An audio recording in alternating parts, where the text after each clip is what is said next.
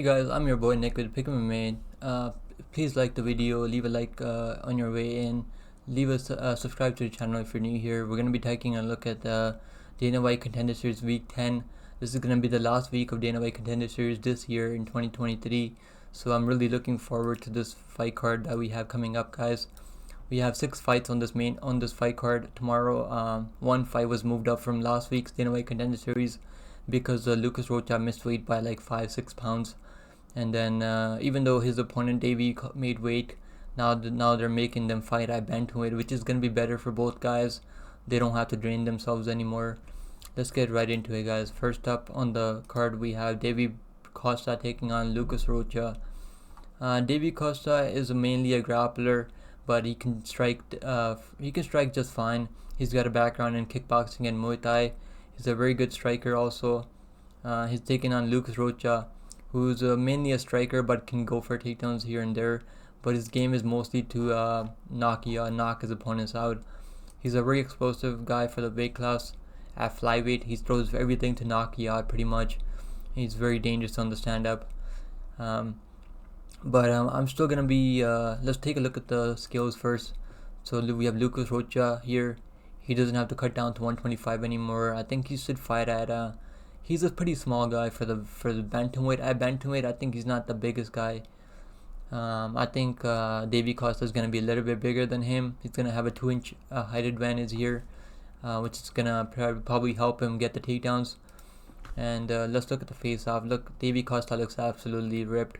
I mean, he came in better shape. I think he's a little bit more disciplined. So I picked Costa last week also when they were supposed to fight at flyweight. And now I really like both of these guys fighting at bantamweight, and I'm gonna be taking Davi Costa by submission, likely in the second round, guys. Alright guys, next up we have at lightweight we have Isakov taking on Mederos. We have Isakov, the Terminator. He's on a 4-5 win streak right now, fighting in Brave FC for majority of his fights. He's mostly a finisher. He finishes most of his fights. He's 10-2 overall in his MMA career, and he's mainly a grappler. He wants to fight. He wants to take you down and maul you on the ground. That's his game. But he can strike okay. But he does get clipped on the feet. He's very hittable. If he's not able to get the takedowns, I think Mederos is gonna win this fight. Mederos is a much better striker in this fight. Mederos doesn't have any ground game of his own. He doesn't have anything on the ground. Zero submission. He's never been finished overall. Isakov has faced a much higher level of competition coming into this fight, and Isakov normally fights at welterweight, so he's moving down to 155 for this fight. Let's look at the skills, guys.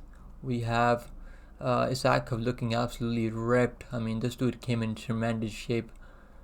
And then we have his opponent Mederos looking really in good shape. He looks ready to go. Both these guys look ready to go. Let's look at them face off. Isakov looks like he's gonna have a little bit of a size difference here, size edge. I mean, looks like he's got the bigger frame at lightweight. Normally fights at welterweight, so it's not shocking that he's the bigger guy at lightweight. Let's look at the. So I mean, I'm still gonna go with Mederos. I think. Actually, no, man. I'm gonna go with the. I don't know. I'm just gonna go with underdog. I'm gonna stay with my underdog pick, because Mederos does defend the takedowns pretty well. I've seen him defend takedowns. But this is gonna be his hardest fight to date. I mean, this is his hardest test. This is his hardest opponent that he's gonna be facing. And Isakov is relentless with those takedowns. He's gonna keep trying to wear his Mederos out with those grappling exchanges. And he's very good with the scrambles also. I'm still gonna go with Mederos by decision. I think he's got a chance to keep the fight on the feet and maybe really hurt him, get the bigger moments on the stand-up, and win by decision. I like the over 1.5 rounds in this fight. Alright guys, next up at middleweight we have Torres Finney taking on Yuri Panferov.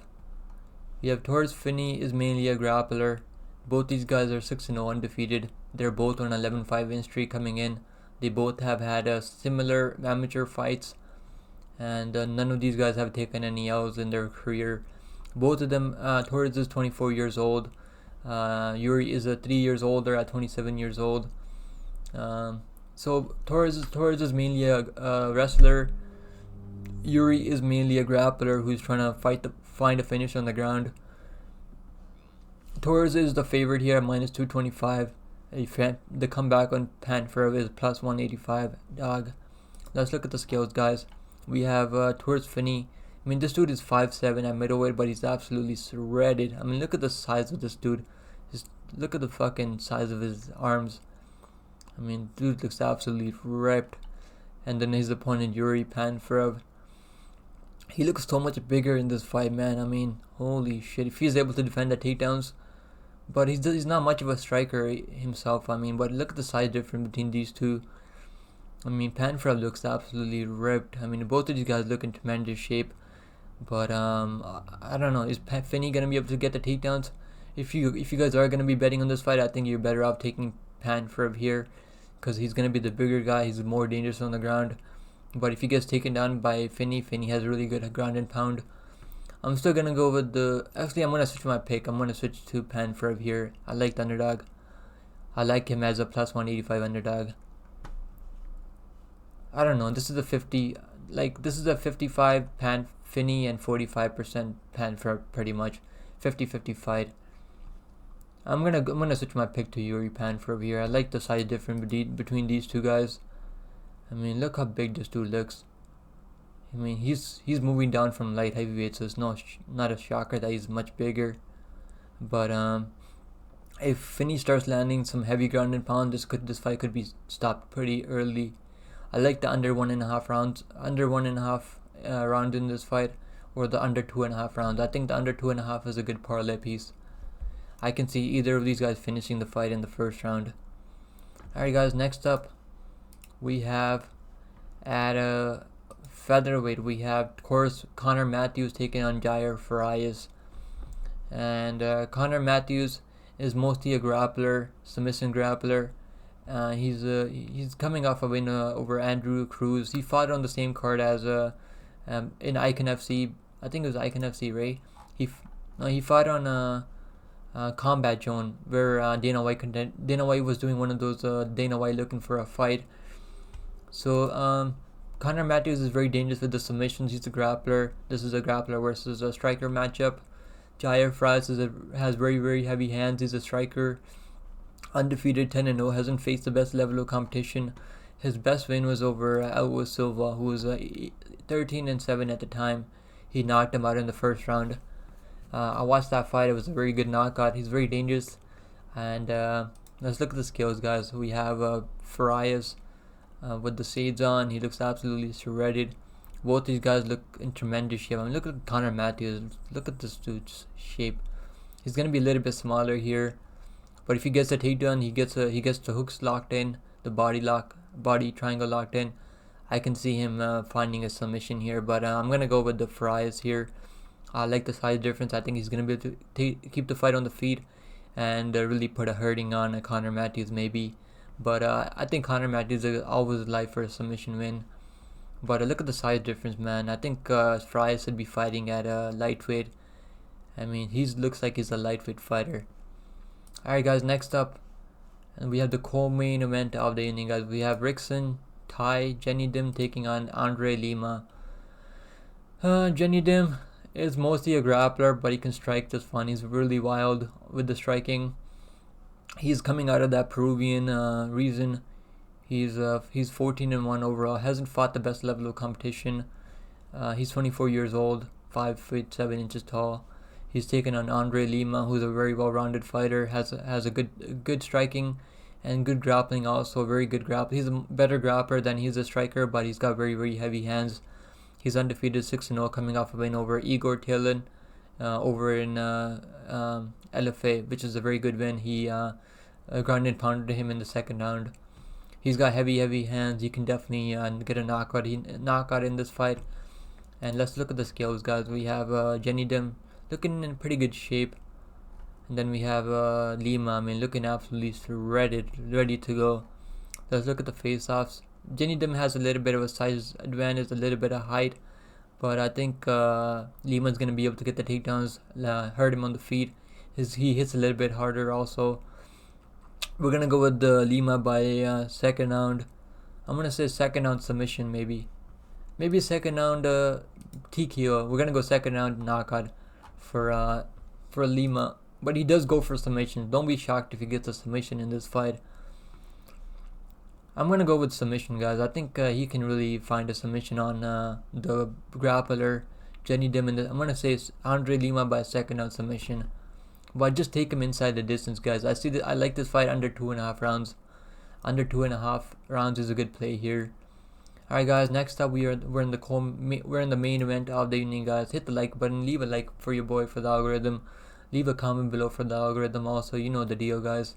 Let's get right into it, guys. We have Ramon Taveras taking on Cortavious Romious. Ramon Taveras is 8-2 overall. He's 29 years old, 5 feet 8 inches tall with a 70-inch reach. He trains at a Bulldog boxing gym. He's taking on Cortavious Romious. He's 29 years old, 7-1 overall in his MMA career. 5 feet 4 inches tall with a 67-inch reach. Trains out of St. Charles MMA. So Ramon Torres is mostly a boxer. He's a striker. Doesn't have much of a ground game. But even in the stand-up, I mean, he's getting really hurt on the feet.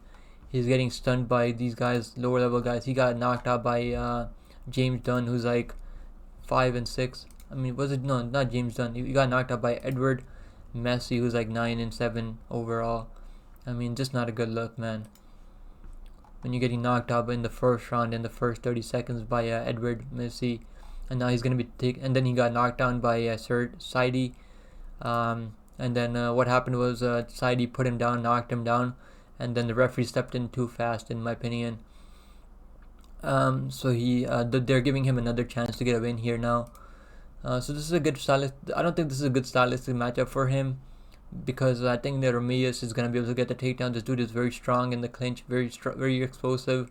He's got heavy hands. He throws good head kicks. He throws heavy hands on the feet. Good striking. He can strike just fine. He's gonna be a little bit. There's gonna be a little bit of a size difference here. Look at it. Cortavious looks absolutely ripped, shredded. I mean, look at this dude's freaking chest, absolutely shredded. And then we have Romious. Raymond Taveras looking okay. Doesn't look too bad on the scales, but I think Cortavious looks in better shape just from the scales. Then we have the face-off here. Ramon has a little bit of a height difference, and Cortavious, I think Cortavious is gonna be able to get the takedowns, take him down, and find a submission on him. We're gonna go with the first round submission for Romious. Okay, guys, those are the picks. We're gonna go over all the picks again. In the main event, we're gonna go with the Cortavious by first round submission, and the co-main event, we're gonna go with the André Lima by second round submission. And in the next fight, we're gonna go with, in the featured fight, we're gonna go with Jair Farias by knockout. We're gonna go with Jair Farias by decision. I think he's gonna be able to outland Conor Matthews. Conor Matthews is a very hard dude to put away. It's very tough. I might pick Farias by knockout, but it's tough, man. Conor Matthews is very tough, very durable, and he can take a beating for sure. But Conor Matthews is very live in this fight. He's got a very good grappling game, and he's training out of that New England cartel. So I would not be shocked at all if Conor Matthews gets a win here. I am gonna be cheering for Conor Matthews 100%. And in the next fight, we're gonna go with we have Torres Finney taking on Yuri Panferov, and I'm gonna be flipping to Yuri Panferov, guys. I think he's got a chance to find a submission on the ground, but I would not be shocked at all if Finney finds a ground and pound on him. But Panferov has a big size advantage here. Is he gonna be able to defend the takedowns? Maybe not. But he's a pretty big underdog here. I was shocked with the odds. I picked Torres Finney before I saw the odds, but it's shocking to me how big of a favorite that Finney really is in this fight. He's probably gonna be a little bit stronger in the clinch. But I like underdog Yuri Panferov here. I like that plus 185 number on him. I think Yuri Panferov maybe can find a submission. That's going to be his best chance to find a submission. Alright, guys, next up, we're going to go with the Marquel Mederos by decision. If he's able to defend the takedowns that I think he might be able to, I think he can outland Isakov on the feet, land more damage and get the put up good numbers on the scorecards. And it's gonna be a close fight though, because Isakov is gonna be able to get the takedowns here and there, but he doesn't have the best top control.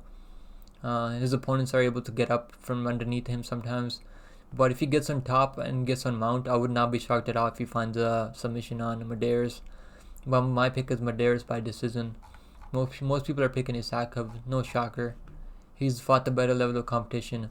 And then the first fight, we're gonna go with the Davi Costa by submission in the second round. Okay guys, that's my video for post-weigh-in predictions for Dana White Contender Series Week 10, the last card on the Dana White Contender Series this year. If you guys enjoyed the video, please leave a like below for your boy, for the algorithm. And I'll see you guys in the next one. Take care of yourself, stay safe out there. Good luck on all your bets, guys. I'll be doing a live stream tomorrow, so please come hang out with me. We can watch the fights together, sweat it out together. Take care of yourself. I'll see you guys in the next one.